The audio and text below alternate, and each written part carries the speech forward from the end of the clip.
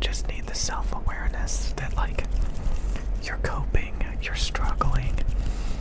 But yeah, again, the main thing is, like, a lot of these people try to, like, they give up and they just try to take charge of what little they have. So, you know, if they can't find a good relationship, you know, if they can't get in good shape, they have body positivity. You know, working out and dieting is hard. And they have an eating disorder where they just eat a ton of junk food. So they cope with body positivity. They give up. They're like, wow, things are so much better when I just eat the garbage and get fat. I mean, starving myself and eating healthy is so hard. I should just give up and just love myself for being obese and dying early. You know, stuff like that. Just coping and stuff like that. Coping. Or like, yeah, like, I like being alone. Yeah, like, you know, it's just like, oh my god.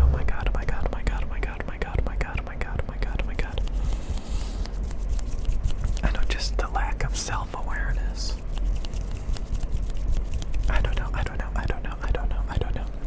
I think one of the biggest things is, like, a lot of people will get stuck in these states of mind, you know, and they'll just wallow and complain. And typically wallowing and complaining and being negative is not a good thing. But some people actually see it as a positive. They start to see it as, like, you know, it makes them stronger. They almost try to leverage it to make themselves happier by turning a negative, unhappy situation into a positive. Like, yeah, I'm alone. Megatau for life, baby. Megatau for life, baby. You know, yeah, I love being alone. I love the fact that nobody cares about me. Yeah, boy. I love hearing other people say that nobody cares about them, you know. All the while there's, like, amazing relationships out there and people having a good time.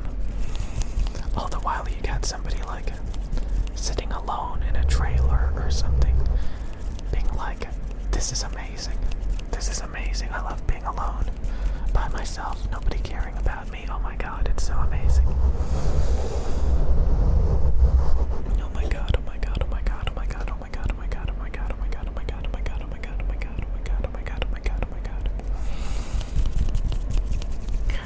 I'm just saying that, like, again, there's, like, a lot of people that get in these echo chambers, that get in these bubbles, and they surround themselves with like-minded people.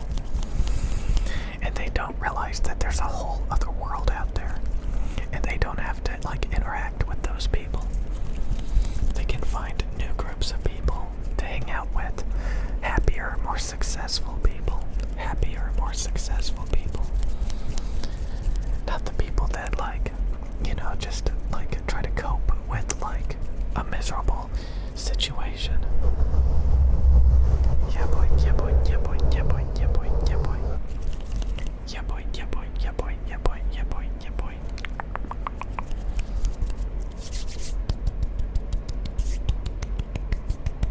Like, I was just watching, like, some fashion stuff. Like, I was watching some Rainbow High, you know, Bratz cartoons, and they're really into fashion, you know, and a lot of people don't care about fashion. They laugh and they scoff at it, you know, dressing up and wearing fancy clothes.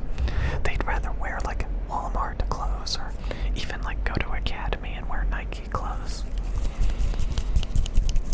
But there's people out there that just like to go hard, you know. They like to explore new opportunities, new things. They like the stimulation. You know, I've learned that, you know, wallowing and having a narrow perspective on the world and being very close-minded. A lot of men do this. You can see them a lot of times in the comment section. They're extremely negative. They're extremely sarcastic. They're very, like, self-righteous and stuff. And it's like they usually typically, like, You know, they're obsessed with a very narrow perspective on the world. Very close-minded. Women do it too. And they typically label themselves.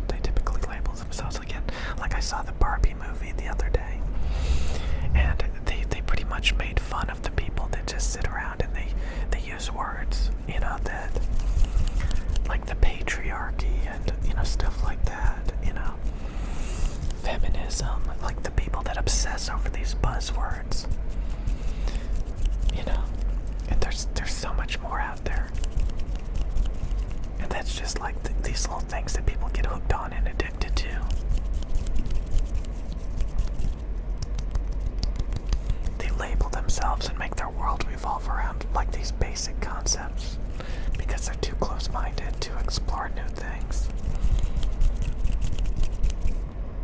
Again, I have an INTJ personality, so I like to narrow in on things. I like to whittle things. I like to have tunnel vision.